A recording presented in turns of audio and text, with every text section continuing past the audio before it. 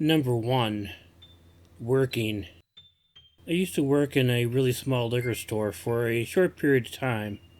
Of course, this was a really long time ago in the late 70s. It was a family-owned store, and the only employees were family members. Back then, the drinking age was still 18, so we got a lot of business from teenagers, and a lot of times they were really drunk and coming in for some more to drink. We were closed on Christmas Day, but open on Christmas Eve. That year, I chose to work on that day since everyone else had things to do. I didn't mind working then, really, because I was sure that it wouldn't be busy. The day was nice and it was even snowing outside. There was not a lot of business in the evening. I was having a nice time just being there on my own. I spent most of the day listening to the radio. My other family members weren't very strict about carding, and I guess a lot of teenagers under 18 were used to getting alcohol from them. While I was listening to some Christmas music on the radio, one of them came in the store. He parked his bicycle outside and came into the store. It was very obvious that he had been drinking quite a bit. He was so wasted that he nearly knocked down our Christmas tree by the front door. When I asked him for his ID, he refused to show it to me. It didn't matter. I knew he was under 18 and refused him service. He got angry and was swearing and yelling at me for a little bit, and even threatened me. He finally left when he figured out the threats against me weren't going to work. He shoved the tree on his way out and slammed the front door. He got on his bicycle and then rode off.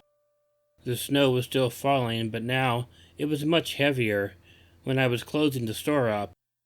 I had the lights off when I heard a sound at the door.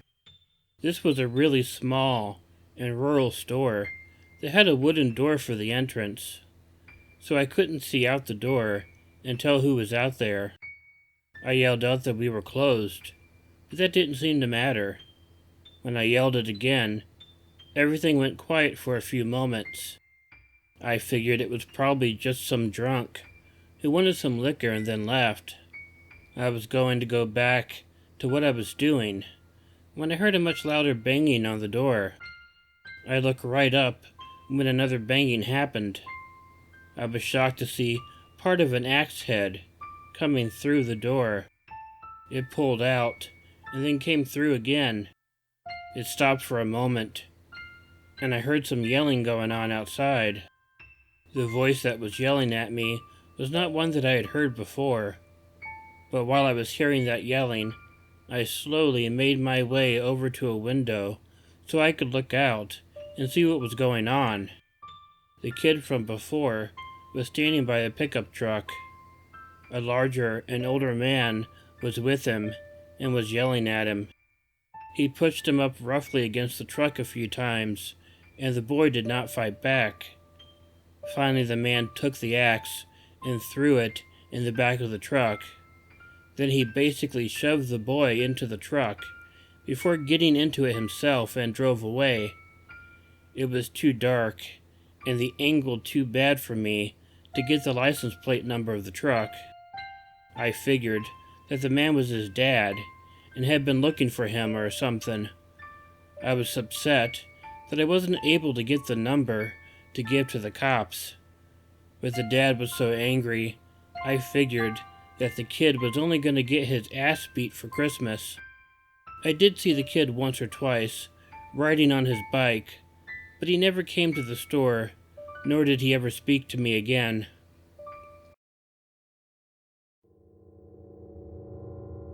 Number 2. Christmas Letters. This is a weird story that happened to me during the Christmas season one year. It all started early in December when I got home from work and checked my mail.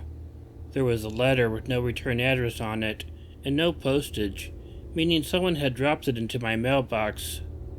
When I opened the letter, all it said was 25 days until Christmas. It was, however, written in a creepy font, and it gave me an icky feeling.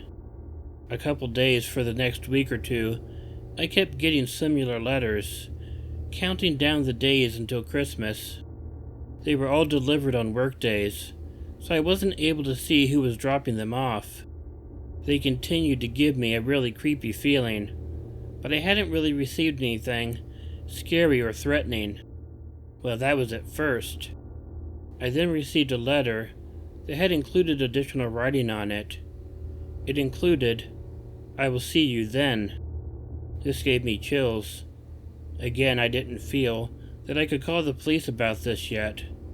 Although it was scaring me, it could have been seen as someone I knew, just preparing a surprise for me on Christmas. They could be showing up on Christmas or something like that, and were just trying to make it a big surprise. Although I really didn't think that, nor did I have any idea who it could possibly have been doing it.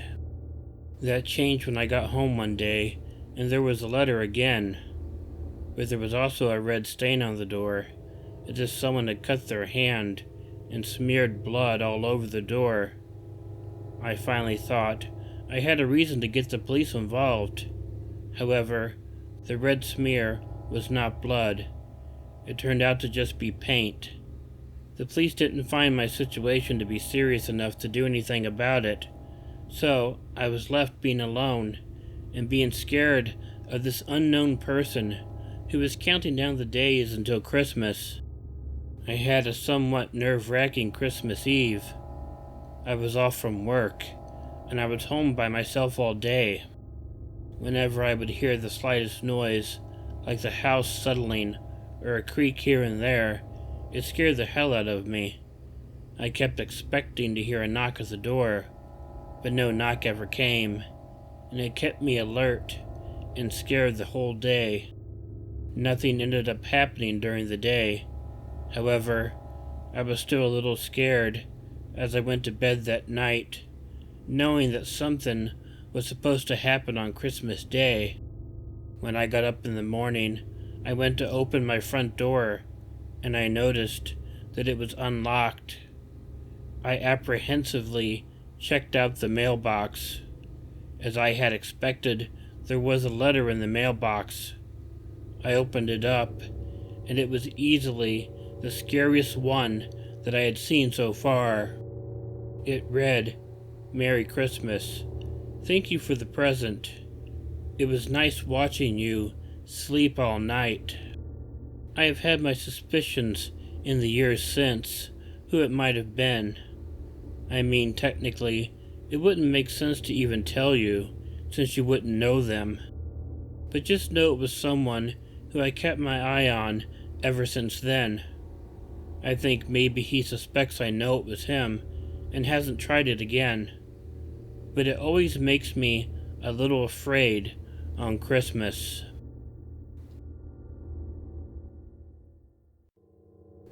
Number 3. Shiloh and the Christmas Eve Beast. This was a Christmas of exceptional oddities.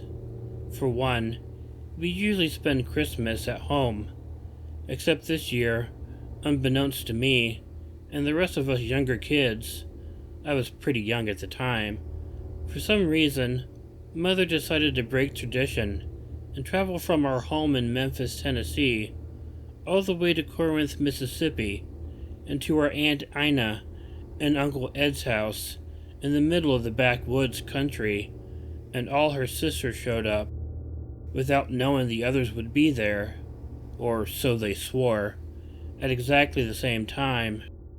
I didn't believe it was planned, knowing that this tight-knit group of sisters could pull off such a feat. It wasn't like my sisters and I weren't capable of the same kinds of things happening, like picking up the phone just before it rang, to hear one of my sisters already on the other end of the line, about to call, or finishing each other's sentences, or one of us buying a present another had been wanting, but hadn't told anyone about, because they were unable to get it to theirself. Things like that.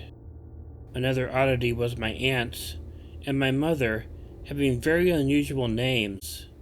For example, though my Aunt Ina's first name may have been a little more common, like Aunt Georgette, a French gender version of George, Aunts Ludi, Lockie, Callahan Jean, Sabra, Ethel, and the most unusual and beautiful Lenita were even in those days quite different.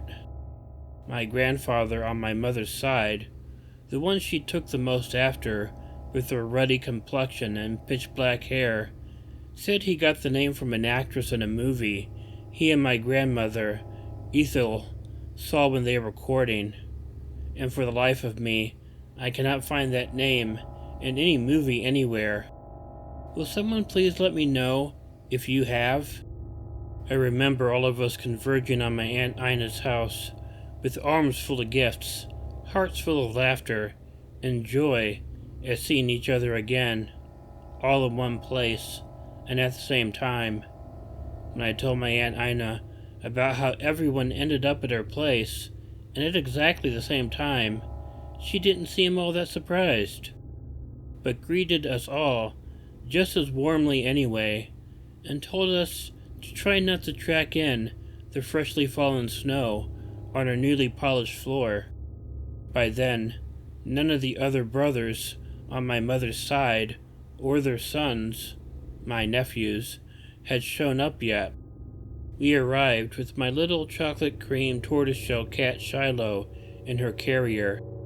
She wasn't really happy about not being at home for Christmas, but it was comfortable enough because she was with me. After everything quieted down, I watched as her tiny little self slinked out of her well-equipped carrier with all her kitty stuff and came to snuggle with me. This after my mother and my Aunt Ina, the eldest of the sisters by the way, had made their famous Southern fried chicken dinner, along with buttermilk cornbread, homegrown sweet corn, creamed potatoes, what are called mashed potatoes everywhere else, her famous chicken gravy, homegrown black-eyed peas, a huge chocolate cake, and sweet iced tea, except for me. I preferred no sugar, even though my juvenile diabetes forbade it. All of this while, the new Christmas turkey roasted in the oven. Afterward, all of us kids went outside to play in the snow and build a snowman. It sat regally atop a snow-covered hill, looking down on the new Christmas festivities. The snow had thickened, and huge flakes began to fall. Soon we had 3 feet of snow, with still more to come. I was looking out the window, watching, while gazing intently at the huge Christmas tree next to the gigantic fireplace where all the stockings hung. I pitied the Santa who would have to fill all those stockings and place all those gifts for their small village.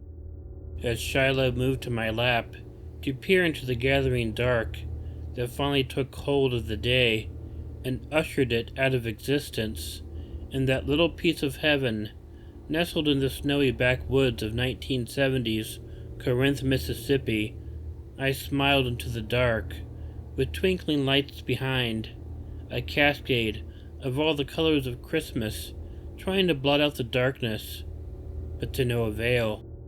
Their beautiful, multicolored reach could only go so far. In my child's mind, I felt almost sad for the tenuousness of it, like the bloom of a flower, fleeting, vibrant, beautiful, and then gone. Because I had always loved the dark, I laughed softly, catching Shiloh's golden eyes. She knew why. I heard a soft purr issuing from somewhere on her little dark, grayish-brown, fur-covered self. I scratched her jaw, her favorite spot. She answered with a thank you trill, noticeably louder than her usual purr, to remind me it was the right spot. My younger sisters and cousins were now in bed, awaiting Santa's return for the new Christmas.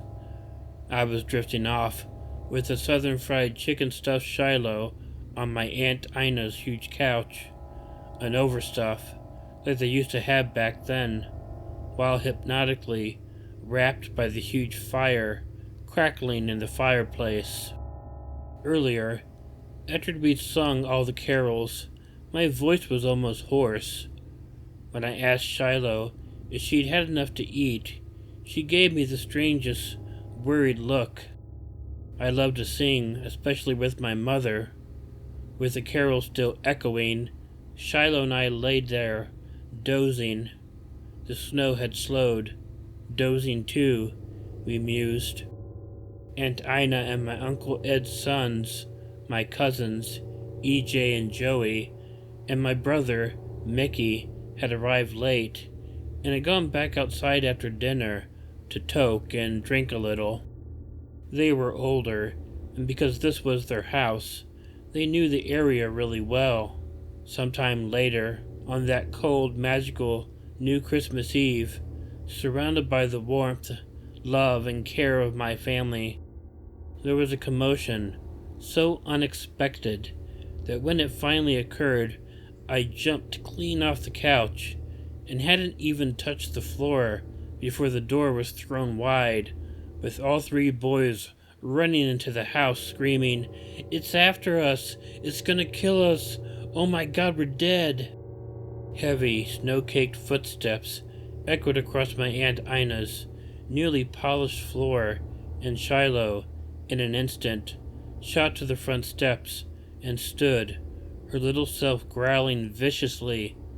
Her once soft little purr had changed into a horrible, yowling, spitting, and hissing threat.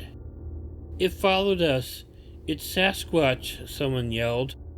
My Uncle Ed ran for his gun, and one of my cousins tried to close the door, but Shiloh was still out there, and I'd be damned if I would allow my heart, my Shiloh, the cat I adored like my own child, to be locked outside with a Sasquatch.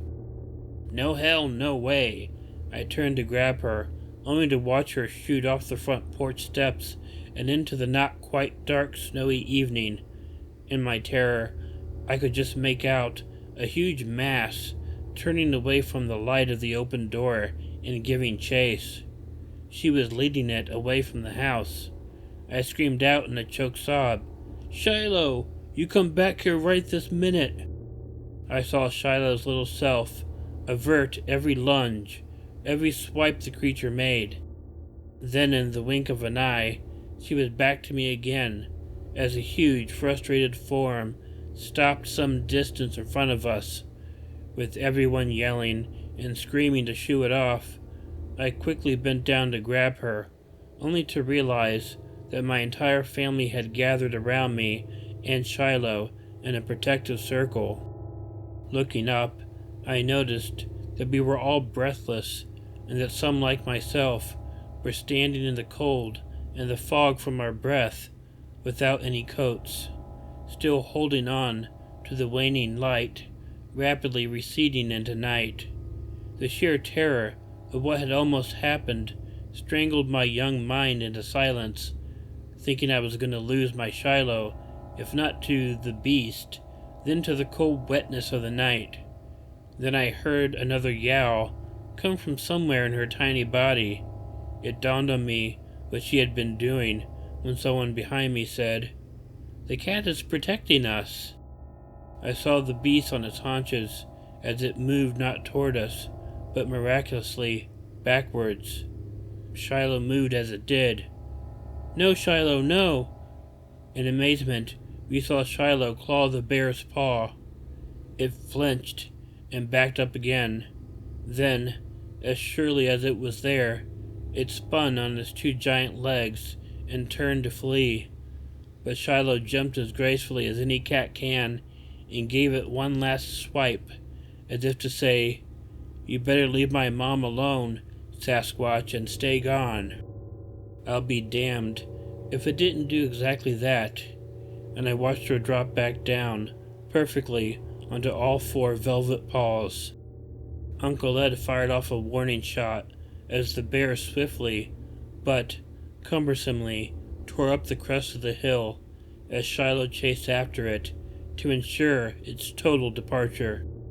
As if in a last fit of rage, it swiped at the giant snowman we had made, and we saw Frosty tumble into a pile of decapitated snow down the backside of the hill. I screamed out Shiloh's name again, not seeing her as the surrounding area had now plunged into complete darkness. In the backwoods, the nights are much darker than in a town or city. Now it was completely pitched, and my Shiloh was nowhere in sight. When everyone decided to go back into the house, I cried and had to be pulled from the light shining out from the open front door. Back inside, everyone was starting to realize this amazing event, but were quiet enough so as not to disturb me in my sadness and pain. I should be on this night, of all nights, just like every other child, dreaming of the coming new Christmas morn. Even the traditional opening of one early Christmas gift did nothing for me then. This was the first Christmas I had ever gone to sleep with tears in my eyes.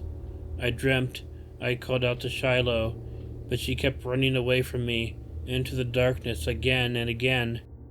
Just before I finally went to sleep, I prayed to Christ Jesus that the dreams would stop and keep her protected until I was softly awakened by a melodic song filling my ears. Slowly but surely I woke to hear the familiar sound of purrs I knew to be Shiloh.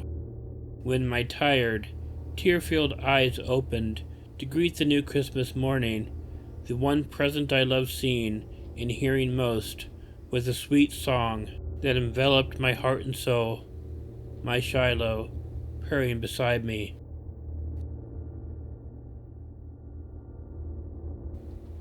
Hey y'all, Killer Orange Cat here. Well, first this time I'm going to wish everybody who celebrates Christmas a Merry Christmas, and if you don't celebrate Christmas, still try to have a wonderful day.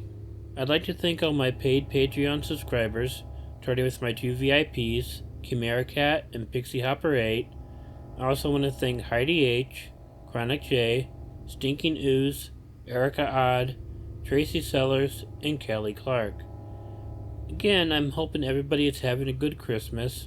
As usual, I don't usually like to get my video out until later on Christmas Day, because I figure that everybody during the day is doing Christmassy things with their family. So I try to get it out later in the night when you might have a few minutes to listen to it. I hope you enjoyed it. The last story, I really had me going in the first half. I thought it was really about Sasquatch, but when I found out it was a bear, I was a little surprised but happy.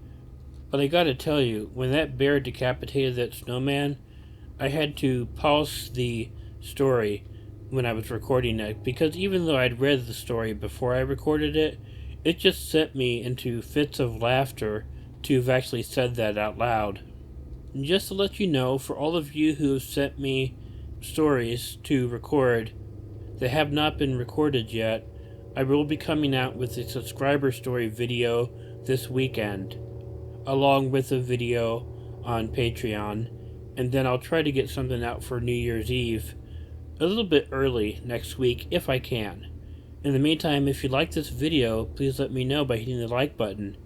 If you're not already subscribed to Killer Orange Cat, please hit the subscribe button if you're interested in subscribing, and hit the bell so you'll be notified of new videos. Leave me a comment, which I'll do my best to get back to you, and share the video with someone you think might enjoy it. If you have an original story you want narrated on Killer Orange Cat, please send it to the address included in the description.